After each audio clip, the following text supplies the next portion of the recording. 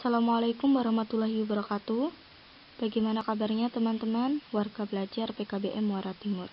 Semoga selalu sehat dan dalam perlindungan Tuhan Yang Maha Esa. Jumpa lagi dengan saya, Nurlinawati, Tutor Pendidikan Pancasila dan Kewarganegaraan PPKN. Paket C di PKBM Muara Timur. Pada kesempatan ini, kita akan belajar pada modul 1 dengan judul Etika Roda Pemerintahan. Selanjutnya pada unit 1 kita akan bahas mengenai trias politika ala Indonesia. Nah, kemudian muncullah pertanyaan-pertanyaan diantaranya yaitu, apakah sama antara trias politika dan pembagian kuasa negara? Apakah sistem pembagian kuasa negara itu? Bagaimana nilai-nilai Pancasila itu diterapkan dalam sistem pembagian kuasa negara? Dan apakah kalian mengetahui apakah nilai-nilai Pancasila? Undang-Undang Dasar Negara Republik Indonesia tahun 1945 hasil perubahan pertama sampai dengan keempat pada tahun 1999 sampai 2002 mengatur sistem pembagian kekuasaan negara melalui kekuasaan eksekutif, legislatif, yudikatif, dan inspektif. Nah, dari kekuasaan tersebut, pengertiannya yaitu kekuasaan eksekutif adalah kekuasaan untuk menjalankan undang-undang. Kekuasaan legislatif adalah kekuasaan untuk membentuk undang-undang. Sedangkan kekuasaan yudikatif adalah kekuasaan untuk mengadili para pelanggar undang-undang. Sedangkan kekuasaan inspektif merupakan kekuasaan untuk mengawasi penyelenggara negara dalam menjalankan undang-undang.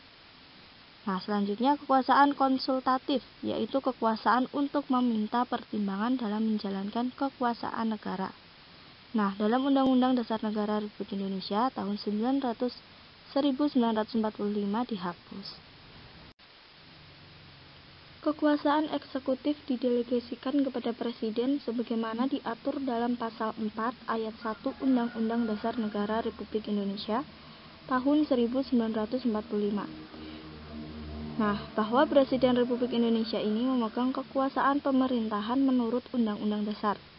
Kekuasaan legislatif didelegasikan kepada Presiden dan Dewan Perwakilan Rakyat, serta dalam hal otonomi daerah dapat melibatkan Dewan Perwakilan Daerah pada Pasal 5 Ayat 1, Pasal 20 dan Pasal 22 D Undang-Undang Dasar Negara Republik Indonesia tahun 1945. Nah, sedangkan kekuasaan yudikatif didelegasikan kepada Mahkamah Agung dan Mahkamah Konstitusi Pasal 24 Ayat 2 Undang-Undang Dasar Negara Republik Indonesia tahun 1945.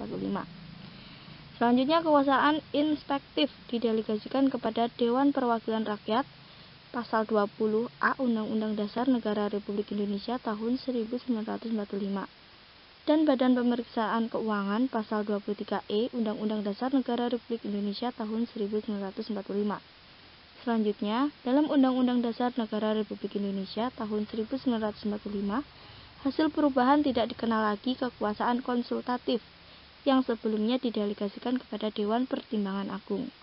Dewan Pertimbangan Agung dihapus dan digantikan Dewan Pertimbangan yang dibentuk oleh Presiden sendiri, yaitu pada Pasal 16 Undang-Undang Dasar Negara Republik Indonesia tahun 1945. Selanjutnya, sistem pembagian kuasaan negara sebagaimana diatur dalam Undang-Undang Dasar Negara Republik Indonesia tahun 1945 tersebut di atas, dalam pelaksanaannya harus mengacu pada nilai-nilai Pancasila. Apa saja? Yaitu nilai ketuhanan yang Maha Esa, kemanusiaan yang adil dan beradab, persatuan Indonesia, kerakyatan yang dipimpin oleh hikmat kebijaksanaan dalam permusyawaratan perwakilan, dan keadilan sosial bagi seluruh rakyat Indonesia. Nah, penjabaran nilai-nilai Pancasila dalam pembagian kekuasaan negara itu dinamakan penjabaran Pancasila yang bersifat objektif, yang realisasinya dalam bentuk perundang-undangan negara Republik Indonesia. Penjabaran nilai-nilai Pancasila dalam sistem pembagian kekuasaan negara tersebut sebagai konsekuensi Pancasila sebagai dasar filsafat negara, yang artinya Pancasila digunakan sebagai dasar berpikir atau landasan pikiran dalam penyelenggaraan negara di Indonesia. Semua lembaga negara yakni antara lain Presiden, Majelis Permusyawaratan Rakyat, Dewan Perwakilan Rakyat, Dewan Perwakilan Daerah, Mahkamah Agung, Mahkamah Konstitusi, Badan Pemeriksaan Keuangan, Komisi Yudisial, Komisi Pemilihan Umum, dan Bank Sentral dalam menjalankan tugas dan fungsinya harus didasarkan pada nilai-nilai Pancasila.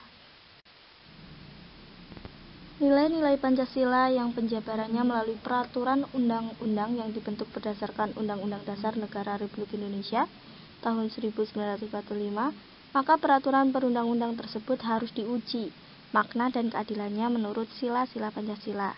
Nah, dalam hal yang sama, peraturan perundang-undangan tersebut juga harus mendasarkan pada pokok-pokok pikiran yang menjadi dasar penyelenggara negara.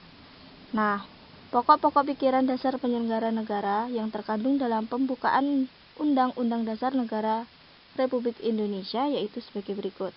Yang A. Negara, begitu bunyinya, melindungi segenap bangsa Indonesia dan seluruh tumpah darah Indonesia dengan berdasar atas persatuan dengan mewujudkan keadilan sosial bagi seluruh rakyat Indonesia.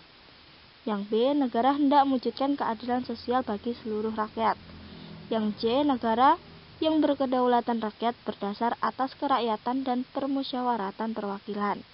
Yang D. Negara berdasar atas ketuhanan yang Maha Esa menurut dasar kemanusiaan yang adil dan beradab.